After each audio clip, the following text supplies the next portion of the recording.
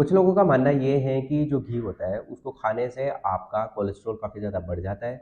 आपको हार्ट संबंधी जो भी बीमारी होती है वो होने लगती है, आपकी हार्ट की नसें ब्लॉक होने लग जाती है। और वहीं दूसरी ओर कुछ लोग ये कहते हैं कि घी सिर्फ़ आपके गुड कोलेस्ट्रॉल को बढ़ाता है और बैड कोलेस्ट्रॉल को कम करता है। बट कैसे?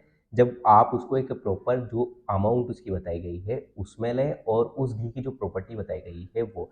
अब ये घी कैसा है और इसकी अमाउंट कितनी है, इसके विषय में आज हम बात करेंगे। हेलो एवरीवन, मैं डॉक्टर दीपक कुमार, एक आयुर्वेदिक प्रैक्टिशनर। और अगर आप मुझे पहली बार सुन रहे हैं तो इस चैनल को सब्सक्राइब भी करके ठीक है बेल आइकन को प्रेस जरूर कीजिए ताकि आने वाली हर एक वीडियो का नोटिफिकेशन सबसे पहले आप तक पहुंचे।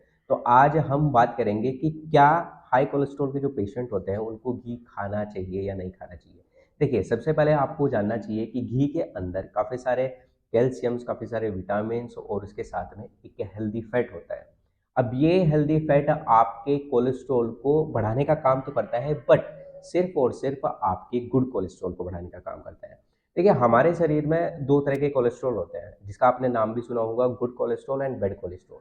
जो गुड कोलेस्ट्रॉल होता है उसको कहते हैं हम HDL, हाई डेंसिटी लिपोप्रोटीन। वहीं दूसरी ओर जो बैड कोलेस्ट्रॉल होता है, जब आप अपनी रिपोर्ट्स में देखते हैं LDL के नाम से, वो काफ़ी ज़्यादा रेज होता है अगर आपको कोलेस्ट्रॉल या फिर हार्ट संबंधी कोई बीमारी हो, तो उसको कहते हैं हम लो डेंसिटी लिपोप्रोटीन।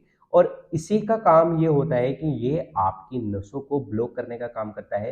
एक तरह से कचरा आप मान सकते हो उसको, ये आपकी नसों में जमा होने लगता है।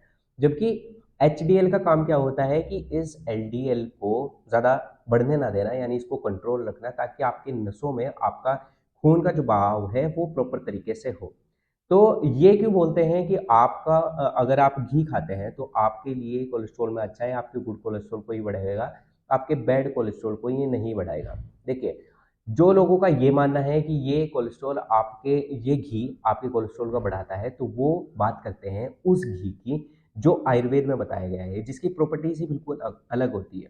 अब वो घी कौन सा होता है? पहले मैं बात करूंगा कि क्यों आपको मना किया जाता है घी के लिए। देखिए, मार्केट में जो घी तैयार किया जाता है उस घी को बड़े ही अलग तरीके से बनाया जाता है। जैसे एक तो वो प्योर जो आपका दूध होना चाहिए उससे नहीं बनता। वो दूध भी आपका आर्टिफिशियल तरीके से, जैसे पाउडर फॉर्म में घी को दूध को तैयार किया जाता है उस तरीके से वो आपका गाय भैंस का दूध नहीं होता, वो अलग तरीके से बनाया जाता है। ठीक है?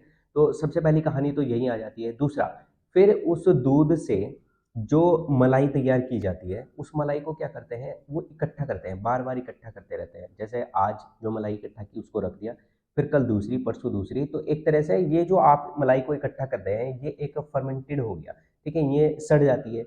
इस सड़ी हुई मलाई से ही आपका वो घी तैयार किया जाता है। तो घी के अंदर जो मैं एक गुड कोलेस्ट्रॉल की बात कर रहा हूँ, हेल्दी फैट की बात कर रहा हूँ, वो हेल्दी फैट ये नहीं है। ठीक है? इसके अंदर होता है ट्रांस फैट। और ये ट्रांस फैट ही आपके हार्ट के लिए बेकार बताया जाता है, जो कि आपके सिर्फ और सिर्फ बैड कोलेस्ट्रॉल को ही बढ़ाता है। गुड कोलेस्ट्रॉल को ये वाला घी नहीं बढ़ाएगा, क्योंकि ये मलाई से तैयार किया हुआ घी, सड़ी हुई मलाई से तैयार किया हुआ घी एक तरह से फर्मेंटेशन का काम करते हैं आप। तो ये बड़ा ही अलग प्रोसेस है एक घी को तैयार करने का। वहीं अगर मैं दूसरी ओर बात करूँ, जो एक प्योर और नेचुरल तरीके से घी तैयार किया जाता है वो एक काफ़ी लंबा प्रोसेस है। और उसी के अंदर सिर्फ और सिर्फ हेल्दी फैट पाया जाता है जो आपके HDL यानी गुड कोलेस्ट्रॉल को बढ़ाता है और LDL यानी बैड कोलेस्ट्रॉल को कम करता है। अब वो घी कैसे तैयार किया जाता है? ठीक है, सबसे पहले आपको गाय और या फिर भैंस का प्योर दूध लेकर उस दूध से दही बनाई जाती है। रात भर जब वो दही तैयार हो जाती है, अगले दिन प्रोसेस करके उस दही से मक्खन अलग कर दिया जाता है और उसकी जो छाछ है वो अलग कर दी जाती है। अब इस मक्खन को भी आग के ऊपर पका पका कर जब ये बहुत ही ज़्यादा कम रह जाता है, तब वो जो घी तैयार होता है उस घी के अंदर होता है सिर्फ और सिर्फ हेल्दी फैट, यानी आपका एक अच्छे वाला फैट जो आपके हार्ट के लिए बहुत ज़्यादा ज़रूरी है। अगर आप कहीं रिसर्च पेपर में पढ़ेंगे तो उसमें बताया जाता है कि जो घी होता है वो आपके डाइजेशन से लेके आपकी स्किन प्रॉब्लम तक की समस्याओं के लिए सबसे अच्छा बताया गया है। और इवन हार्ट के लिए, क्योंकि आपका गुड कोलेस्ट्रॉल होना भी बहुत ज़्यादा ज़रूरी है आपके हार्ट के लिए। क्योंकि आपका नसों के अंदर जो ब्लड फ्लो हो रहा है, उसको भी ईज़िली तरीके से फ्लो होने के लिए कुछ ना कुछ लुब्रिकेशन चाहिए और ये लुब्रिकेशन का काम ही आपका ये घी करता है, यानी हेल्दी फैट करता है। तो इसलिए घी खाना आपके लिए, आपके हार्ट के लिए काफ़ी ज़्यादा अच्छा बताया जाता है। ऐसा नहीं है कि ये घी आपके हार्ट को, अगर आपका कोलेस्ट्रॉल बढ़ा हुआ है, तो आप नहीं खा सकते। ये घी आप खा सकते हैं, बट जो बनाने का तरीका है, अगर आप इसको मलाई से, सड़ी हुई मलाई से तैयार करके उस घी को इस्तेमाल करेंगे, क्योंकि कंपनीज़ तो ऐसे ही बनाती है, उनको तो प्रॉफ़िट से मतलब है, उनको आपके हेल्थ से कोई मतलब नहीं, उनका प्रॉफ़िट होना चाहिए, प्रॉफ़िट होगा तो वो सेल आउट करेंगे। अगर वो इस तरीके से इस घी को बनाना शुरू कर दें, तो आप ही देखो इतने लंबे प्रोसेस को करने के लिए कितना ज़्यादा उनका एस्टीमेट आएगा, कितना ज़्यादा उनका खर्च आएगा, इसलिए वो तैयार नहीं करते। इसलिए आप कोशिश करें कि गाँव से ही आप घी लें, क्योंकि वो अच्छे तरीके से तैयार करते हैं, उनको पता भी होता है, वहाँ चीज़ें प्योर मिलती है।